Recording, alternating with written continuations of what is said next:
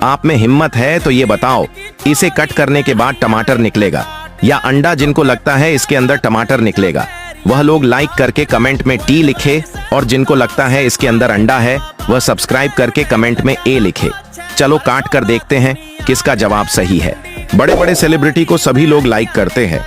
आज देखते हैं माँ के लिए कौन कौन लाइक करके और चैनल सब्सक्राइब करके कमेंट में यह वाला इमोजी सेंड करता है। दोस्तों यह तो टमाटर था जिसका जवाब सही था, कमेंट कीजिए।